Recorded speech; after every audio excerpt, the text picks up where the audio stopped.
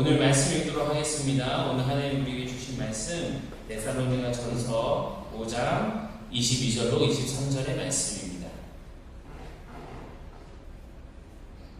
데살로니가전서 5장 22절에서 23절의 말씀을 한 목소리로 공독하도록 하겠습니다.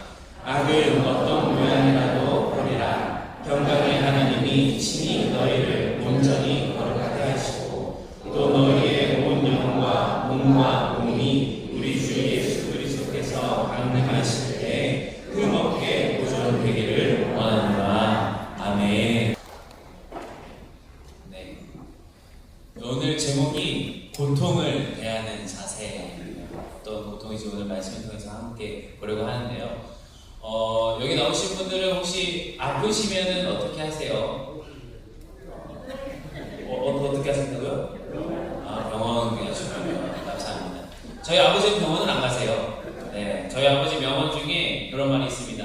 감기는 병원 가면 14일 걸려서 낫고 병원에 안 가면 2주에 걸려서 낫는다.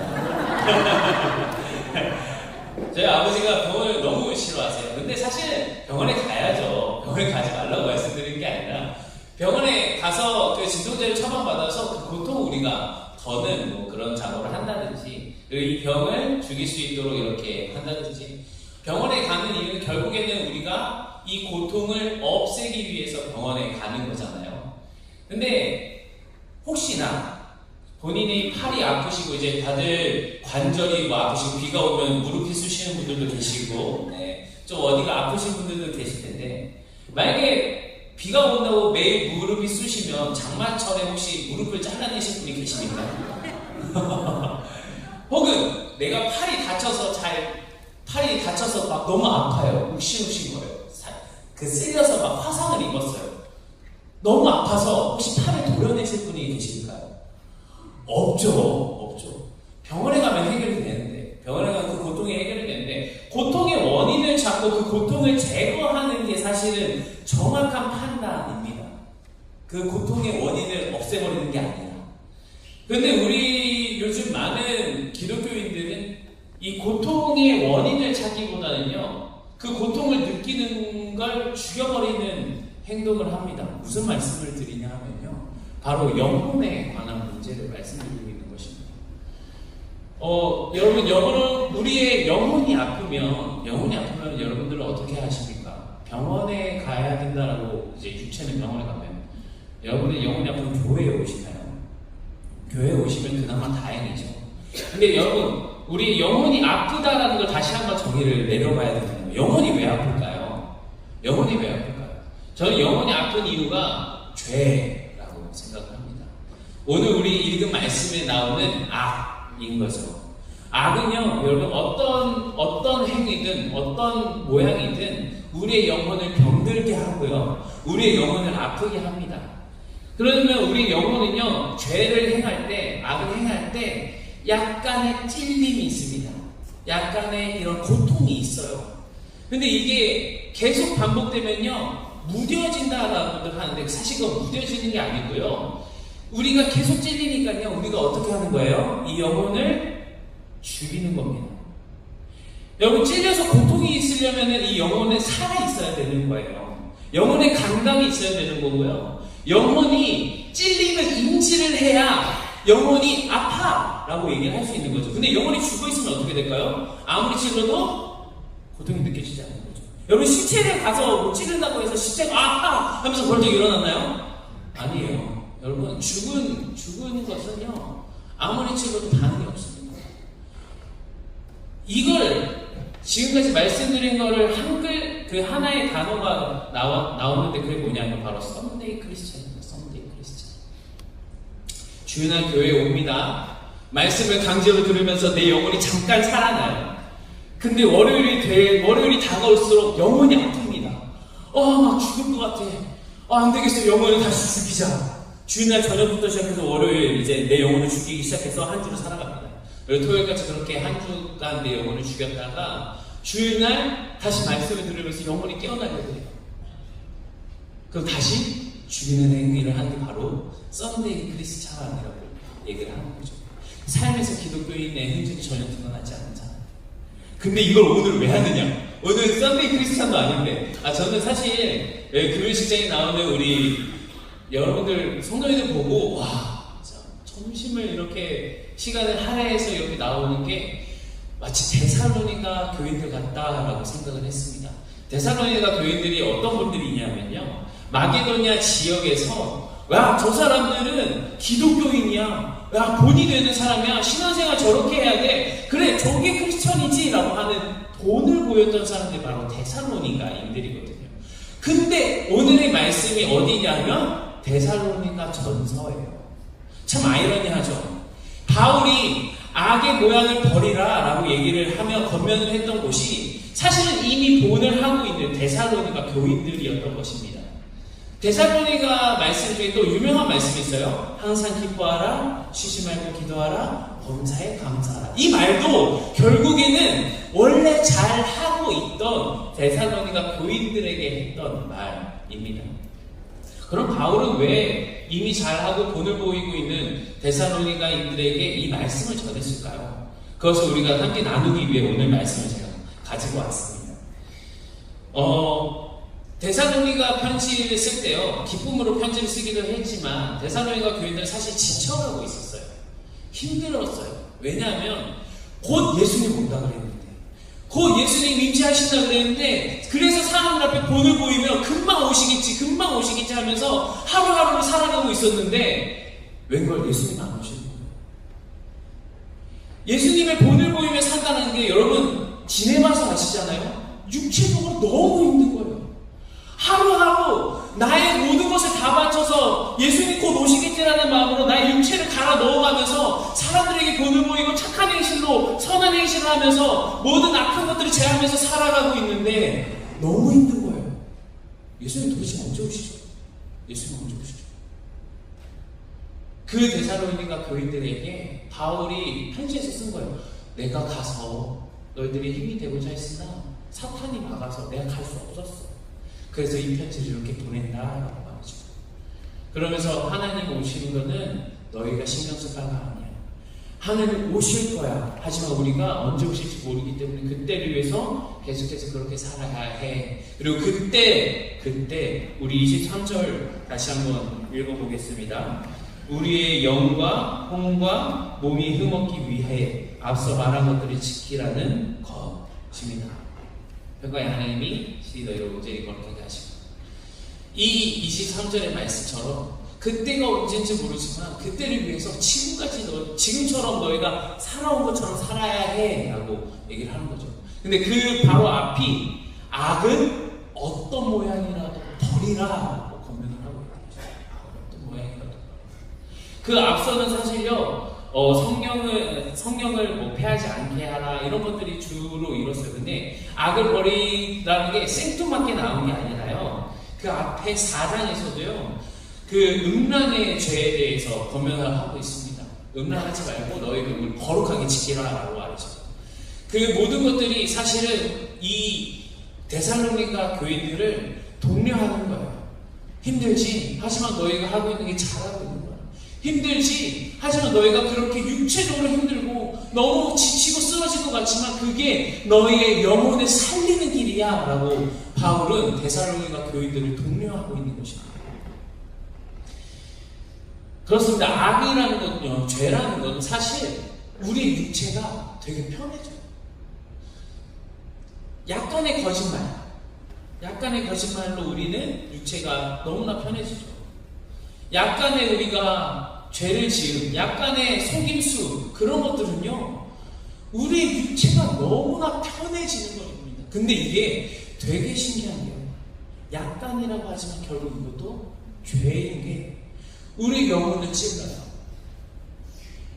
차라리 우리 영혼을 후벼 파내면 너무 아파서 안 될 것 같아 라면 거부를 하겠는데요, 이 약간의 거짓말, 약간의 죄들은요 교묘하게 우리의 마치 손바닥에 약간의 그 가시와 같은 것처럼, 발바닥에 모래처럼, 신발 속에 들어가 있는 돌멩이처럼 조금 불편하게 할 뿐 우리가 생활하는 데 지장이 없게끔 하는 것입니다.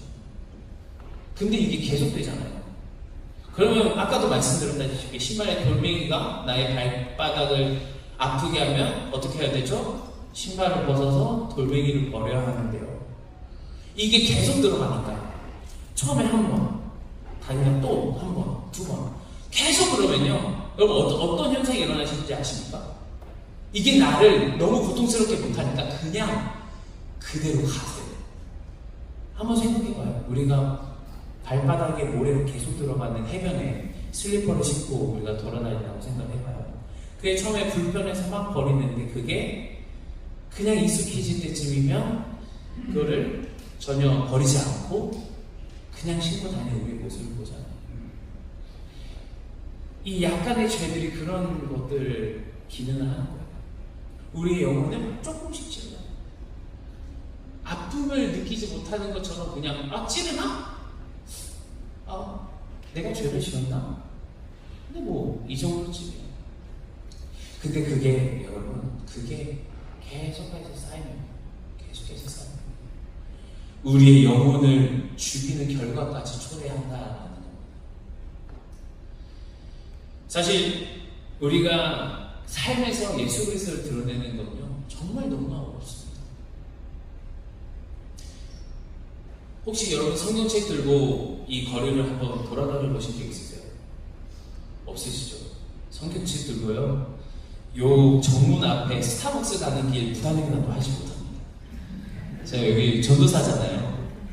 이렇게 이게 저희 거의 전통 복장처럼 이렇게 되어 있는데 이 옷을 입고요, 그 횡단보도 그 사이길도 사실 마음대로 못 건너요. 그런데 우리는 삶에서 그 작은 거 사실 그냥 어기고 살잖아요. 그 어기는 게 사실은 우리의 영혼을 점점 갉아먹고 있다라고 오늘 말씀을 말하고 있습니다.